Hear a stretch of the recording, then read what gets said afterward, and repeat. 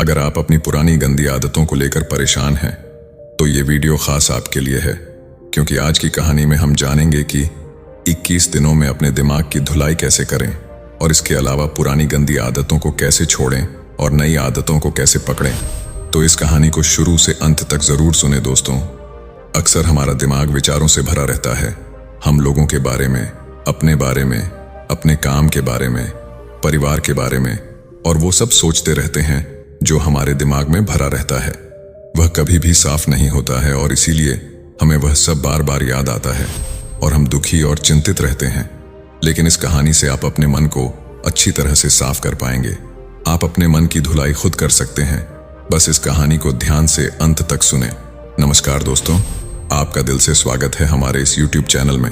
अगर अभी तक आपने हमारे चैनल को सब्सक्राइब नहीं किया है तो चैनल को सब्सक्राइब करके नीचे दिए गए कमेंट बॉक्स में नमो बुद्धाय अवश्य लिखें। तो चलिए शुरू करते हैं आज की कहानी को। एक बार एक साधु और एक शिष्य एक सुनसान जंगल से गुजर रहे थे। तभी शिष्य अपने गुरु से एक सवाल करता है, गुरुजी, ऐसा क्यों होता है कि कुछ लोगों के पास कुछ भी नहीं होता लेकिन फिर भी वो सुखी रहते हैं, आनंद में रहते हैं, और कुछ लोगों के पास सब कुछ होते हुए भी उदासी उनके चेहरे से साफ दिखाई देती है। गुरु ने एक मुरझाए हुए फूल की तरफ इशारा करते हुए अपने शिष्य से कहा कि ये सोचने की और समझने की बात होती है। अगर ये फूल ये सोचेगा कि मैं कल मुरझा गया था, या फिर ये सोचेगा कि मैं भविष्य में फिर से मुरझा जाऊंगा, तो ये कभी भी खुलकर पूरे तरीके से खिल नहीं पाएगा। अपने सुंदर स्वरूप में यह कभी भी आ नहीं पाएगा और अपनी खुशबू से इस प्रकृति में बिखेर नहीं पाएगा। उसी प्रकार इंसान अपने अतीत की यादों में खोया रहता है या फिर अपनी भविष्य की कल्पनाएं करता रहता है, भविष्य के दुखों के बारे में सोचता रहता है, या भूतकाल में जो उसके साथ बुरा घटित हुआ है उसके बारे में सोच सोच कर वो अपने भविष्य के लिए चिंतित होता रहता है। तो ऐसा मनुष्य जीवन में कभी भी सुख अनुभव नहीं कर सकता। ये समझने की बात होती है कि जीवन हमेशा वर्तमान में होता है। अतीत और भविष्य की कल्पनाएं हमेशा मनुष्य को मृत्यु की तरफ लेकर जाती हैं। इसलिए यह जरूरी हो जाता है कि जिस प्रकार हम अपने शरीर की देखभाल करते हैं, उसे बीमारियों से दूर रखने के लिए उसकी अंदर से गंदगी भी साफ करते रहते हैं, उसी प्रकार समय समय पर हमें अपने मन और मस्तिष्क की भी गंदगी साफ करते रहना चाहिए, उसकी धुलाई करते रहना चाहिए। इससे आपकी बुद्धि की क्षमता तो तेज होगी ही होगी, साथ ही साथ आप हमेशा आनंद में रहने का रहस्य जान पाओगे। शिष्य ने फिर सवाल किया कि गुरुदेव, इससे पहले कि हम मन और मस्तिष्क पर चर्चा शुरू करें, इससे पहले मैं ये जानना चाहता हूं कि जिन लोगों के पास सब कुछ होता है वो दुखी क्यों रहते हैं, और जिन लोगों के पास कुछ भी नहीं होता अक्सर वो आनंद में क्यों होते हैं? ये रहस्य क्या है? इसके पीछे क्या कारण हो सकता है? गुरु ने उत्तर दिया कि कुछ लोग जीवन में सब कुछ हासिल कर लेते हैं और सब कुछ हासिल कर लेने के बाद उन्हें सब चीजों की व्यर्थता पता चल जाती है। ऐसे लोगों को अक्सर ये एहसास जकड़ लेता है कि मैंने जीवन में जो कुछ भी पाया, जो कुछ भी किया, उसे भले ही मैंने सुख सुविधाएं हासिल कर ली हों, लेकिन मन की शांति अभी भी बहुत दूर है, अधूरी है, उस तक मैं पहुंच नहीं पाया। सब कुछ पाकर भी मैं अपने मन को जान नहीं पाया। और जब इंसान को ऐसा लगता है तो उसे महसूस होता है कि जो भी उसने कमाया वो कौड़ियों के भाव का था। उसने अपना जीवन बेकार की चीजों में यूं ही व्यर्थ कर दिया। और वहीं पर जिस इंसान के पास जीवन में कुछ भी नहीं होता है, उसके पास एक उम्मीद होती है। वह इंसान सब कुछ पाने की लालसा रखता है, और वही लालसा, वही इच्छा उसको जीवन में खुश रखती है, उसे आगे बढ़ाती है और उसे ऊर्जा से भरा हुआ रखती है।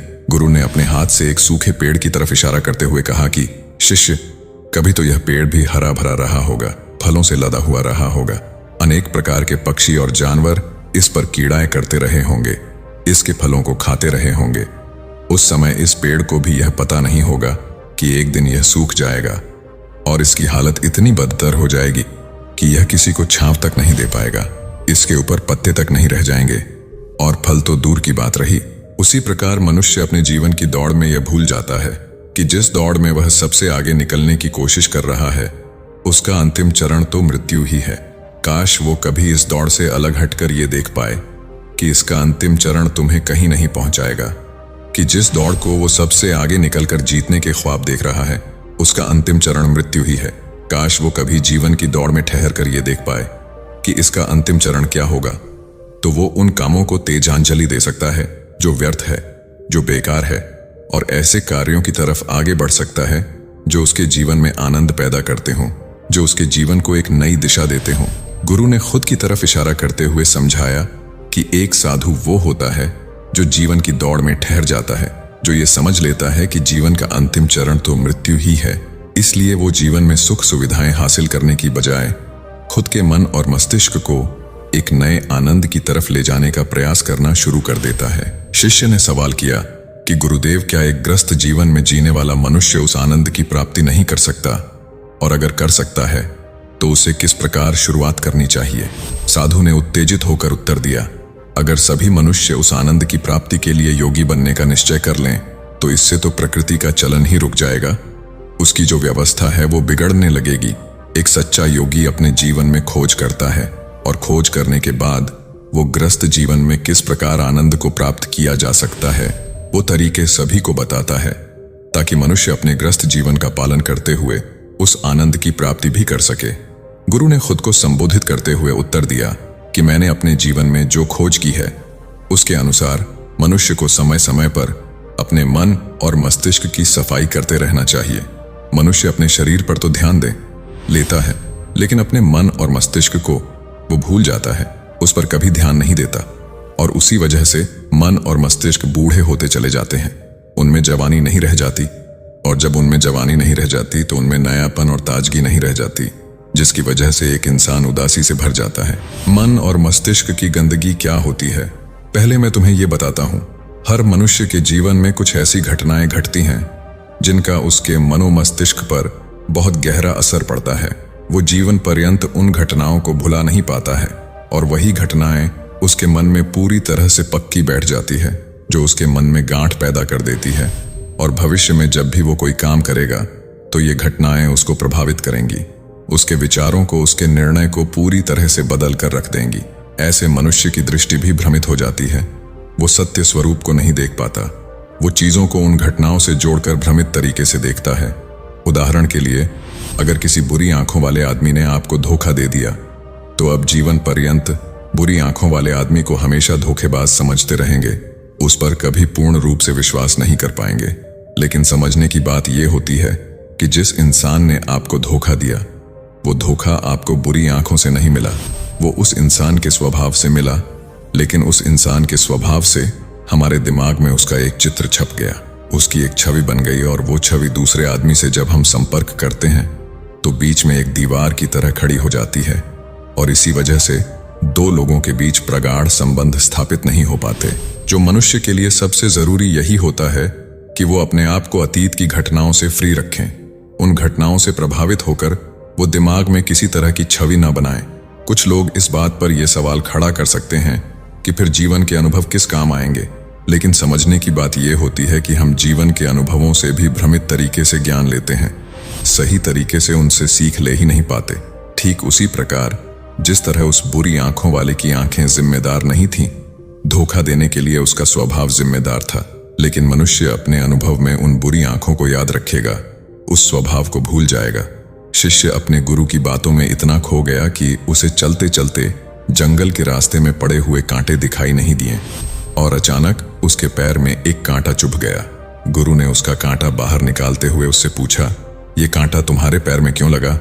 इसके पीछे तुम किसे जिम्मेदार मानते हो? गुरु ने कहा कि तुम मुझे भी जिम्मेवार मान सकते हो, क्योंकि मैं तुम्हें बातें सुना रहा था। क्या तुम खुद को भी जिम्मेवार मान सकते हो कि तुम मेरी बातों में इतना खो गए कि तुम्हारा रास्ते पर ध्यान ही नहीं रहा? क्या तुम इन पेड़ों को जिम्मेदार मान सकते हो जिन्होंने ये कांटे इस रास्ते पर बिछाए हैं? शिष्य ने उत्तर दिया कि गुरुदेव, इसमें मैं खुद को ही जिम्मेवार मानता हूँ, क्योंकि आप तो अपना काम कर रहे थे और इस पेड़ ने भी अपना काम किया, पर मैं अपना काम पूरे होश पूर्वक नहीं कर पाया। अगर मैं चलने पर ध्यान लगाए रहता, अगर मैं आपकी बातों में पूरी तरह से खो नहीं जाता, तो मुझे ये कांटा कभी नहीं लगता। इसमें पूरी तरह से मेरी ही गलती थी। गुरु ने अपने शिष्य की पीठ थपथपाते हुए आगे कहना शुरू किया कि जो घटनाएं हमारे मन को प्रभावित करती हैं, जरूरी हो जाता है कि उन घटनाओं को हम किसी भी तरह अपने मन से बाहर निकाल दें, और उसके लिए सबसे सरल तरीका है कि अपनी भावनाओं को व्यक्त करना सीखें।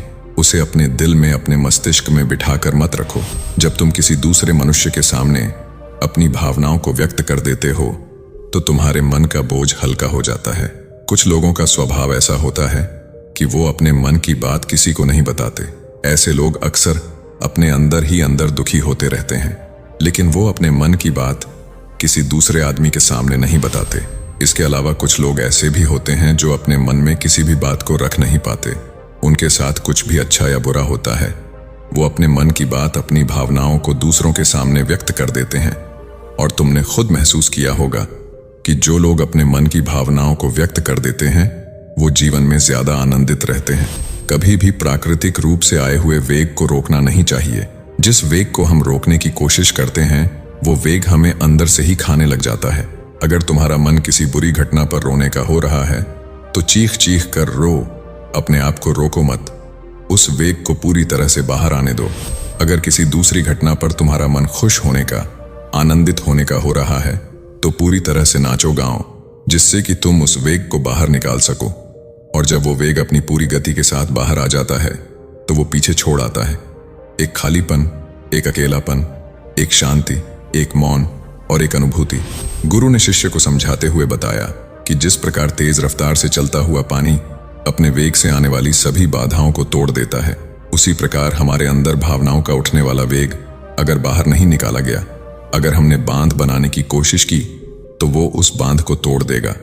और उस बांध को तोड़ने के बाद उसका कचरा हमारे मन के अंदर ही ठहर जाएगा, जो हमारे मन को दूषित कर देगा, उसको गंदगी से भर देगा। अक्सर मनुष्य अपने मन में किसी घटना को दबाकर इसलिए रखता है कि वो सोचता है कि अगर सामने वाले को इस घटना के बारे में पता चला तो वो पता नहीं मेरे बारे में क्या सोचेगा। इसी विचार की वजह से वो अंदर ही अंदर खुद दुखी होता रहता है, लेकिन सामने वाले को वो कुछ भी नहीं बताता। लेकिन एक बार अगर वो हिम्मत कर सकता है, शुरुआत कर सकता है, जो उसका पूरा जीवन परिवर्तित हो सकता है।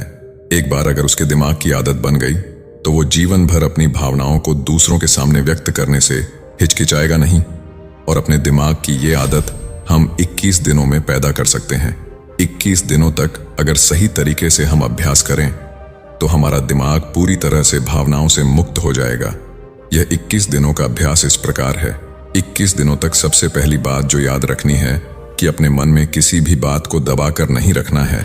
अगर हम किसी मनुष्य के बारे में अच्छा सोचते हैं तो हम उसे व्यक्त करें, अगर बुरा भी सोचते हैं तो उसे भी व्यक्त करें। और ये भूल जाएं कि परिणाम क्या होंगे।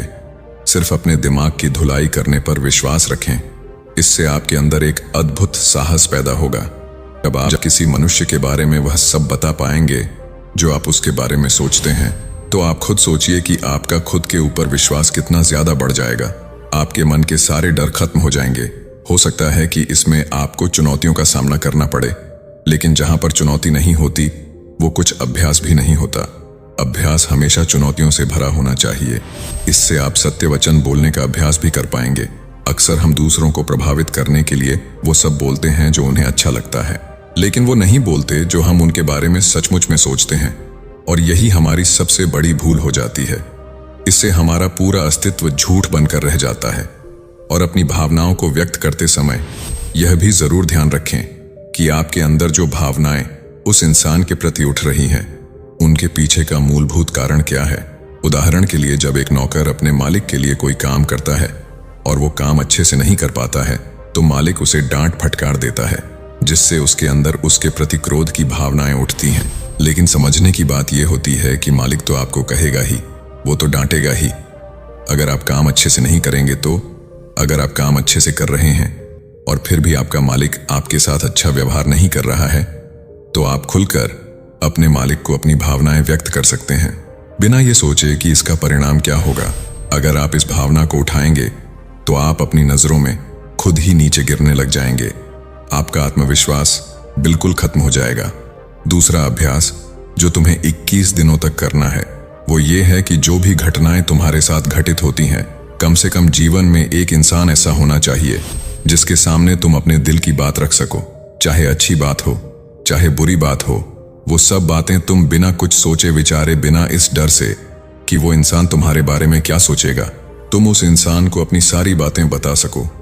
और वो इंसान तुम्हारी सारी बातें सुनने के बाद तुम्हारे लिए कोई छवि पैदा ना करे। ऐसे इंसान अपने जीवन में खोजो और उनके सामने अपनी सारी भावनाएं व्यक्त करने की कोशिश करो। दिन में जो कुछ भी घटित होता है, अच्छा लगता है, बुरा लगता है, किसी के प्रति आकर्षण होता है, उसको एक दोस्त की तरह बताने का प्रयास करो। इससे तुम्हें यह पता चल पाएगा कि तुम्हारा मन घटनाओं के प्रति किस प्रकार की भावनाएं पैदा करता है। तुम अपने मन को समझने में सक्षम हो पाओगे। जब तुम किसी दूसरे आदमी को ये सारी बातें बताते हो तो तुम खुद भी अपनी प्रतिक्रिया रोके उस घटना के प्रति तुम्हारा क्या रवैया रहा है उसके प्रति खुद का आकलन भी कर पाते हो। और तीसरा अभ्यास जो तुम्हारे मन को खाली रखेगा वह है योग निद्रा का अभ्यास। योग निद्रा किस प्रकार लेनी है, किस प्रकार उसका अभ्यास करना है, वो वीडियो आपको जल्द ही इस चैनल पर अपलोड कर दी जाएगी, इसलिए इस चैनल को सब्सक्राइब करके रखें। ये चर्चा खत्म होते होते गुरु और शिष्य उस जंगल को पार करके अपने आश्रम में पहुंच चुके थे। तो दोस्तों, उम्मीद करते हैं कि आपको इस वीडियो से जरूर बहुत कुछ सीखने को मिला होगा, इसलिए इस वीडियो को अपने दोस्तों एवं परिवार के साथ ज्यादा से ज्यादा जरूर शेयर करें ताकि उन्हें भी इस वीडियो से कुछ सीखने को मिल सके। वीडियो के अंत तक बने रहने के लिए आपका बहुत बहुत धन्यवाद।